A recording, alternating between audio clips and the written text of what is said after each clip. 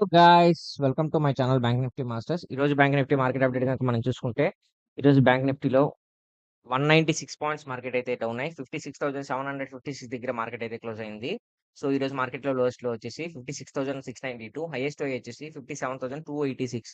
అంటే almost all market అయితే ఈ రోజు ఒక 600-700 పాయింట్స్ వరకు మార్కెట్ అయితే మూవ్మెంట్ జరిగింది. సో ఈ రోజు మనం ఏ విధంగా ఎంట్రీ తీసుకున్నామో క్లియర్ గా చెప్తా చూడండి. సో యాక్చువల్లీ మన ట్రేడ్ సెటప్ ఏం చెప్పాను ఫ్రెండ్స్. సో మార్కెట్‌లో ఫస్ట్ 15 మినిట్స్ క్యాండిల్ గనుక ఒక బుల్లిష్ క్యాండిల్ వస్తే మనం కాల్ ఆప్షన్ ప్లాన్ చేసుకుందాము. లేదంటే మార్కెట్‌లో వెయిట్ చేద్దాము అని చెప్పాను. సో మార్కెట్‌లో నేను ఫస్ట్ 15 మినిట్స్ క్యాండిల్ హ్యూజ్‌గా గ్యాప్ అప్ ఓపెన్ అయిందన్నమాట. సో గ్యాప్ అప్‌లో ఓపెన్ అయింది. గ్యాప్ అప్‌లో ఓపెన్ అయిన తర్వాత హ్యూజ్‌గా ఫాల్ అయింది మార్కెట్. ఎప్పుడైతే మార్కెట్ ఫాల్ అయిందో అంటే ఇక్కడ మనకు మన ట్రేడ్ సెటప్ ఏంటి 15 మినిట్స్ క్యాండిల్ బేరిష్ క్యాండిల్ వస్తే మనం ఈ సెటప్ లేదన్నమాట మనకు. సో మన సెటప్ ఏంటంటే బుల్లిష్ క్యాండిల్ వస్తేనే ఎంట్రీ తీసుకోవాలా. బేరిష్ క్యాండిల్ వస్తే మాత్రం అసలు ఎటువంటి ఎంట్రీ కాదు. ఇంకో 15 మినిట్స్ క్యాండిల్ వెయిట్ చేయాలా. సో ఇంకో 15 మినిట్స్ క్యాండిల్ ఇక్కడే పెద్ద మొమెంటం అనేది జరిగిపోయింది ఆల్మోస్ట్ ఆల్.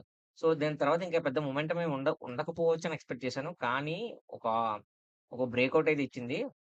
లోవర్‌లో ఫార్మ్ చేస్తూ మార్కెట్ చూసారా, మార్కెట్ ఇక్కడ ఫాల్ అయింది. దాని తర్వాత ఇక్కడ ఎటువంటి ఎంట్రీ తీసుకోకూడదన్నమాట. చూసారా, ఇక్కడ స్లైట్‌గా ఒక రికవరీ, మళ్ళీ ఒక బిగ్ ఫాల్. సో, ఎప్పుడైతే మార్కెట్‌లో ఈ ఈ రేంజ్‌లో ఎప్పుడైతే మార్కెట్ ఇలా రికవరీ ఇలా ఫాల్ అవుతుందో, ఇక్కడ మనకు ఒక ఇండికేషన్ ఇస్తదనమాట. ఓకే, మార్కెట్ ఇక్కడ ఫాల్ అవుతుందని.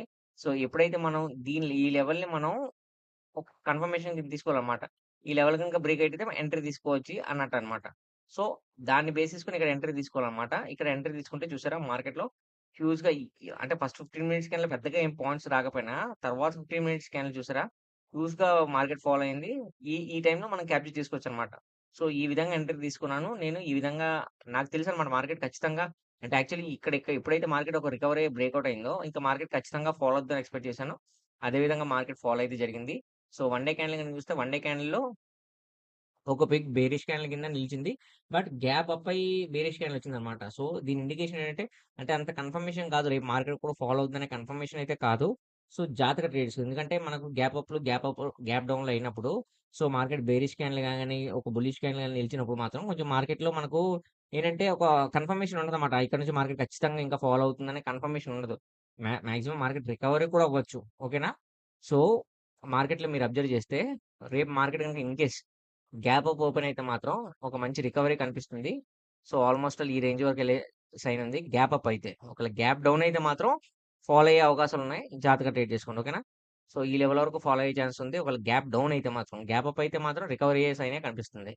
సో, ఫ్లాట్‌గా ఓపెన్ అయితే మాత్రం ఫస్ట్ 15 మినిట్స్ కన్నా వెయిట్ చేయండి. దాని తర్వాత ఎంట్రీ తీసుకోండి. సో, ఏదైనా 15 మినిట్స్ క్యాండిల్ మాత్రం వెయిట్ చేయండి. ఎందుకంటే రేపు మార్కెట్‌లో కొంచెం ఓపెనింగ్ బట్టి ఆధారపడి ఉంటది. సో, ఓపెనింగ్ బట్టి ప్లస్ ఓపెనింగ్‌తో దానికి ఫార్వర్డ్‌గా ఎళ్ళిందనుకోండి, మనం ఎంట్రీ తీసుకుందాం. లేదు బ్యాక్వర్డ్‌గా మన ఓపెనింగ్‌కి బ్యాక్వర్డ్ రివర్స్‌గా వచ్చిందనుకోండి, కొంచెం మార్కెట్‌లో వెయిట్ చేయండి. ఓకేనా? సో, నేనైతే సపోర్ట్ అండ్ రెసిస్టెన్స్ వీడియో ఎండ్‌లో పెడతా. మీకు కావాల్సిన స్క్రీన్‌షాట్ తీసుకోండి.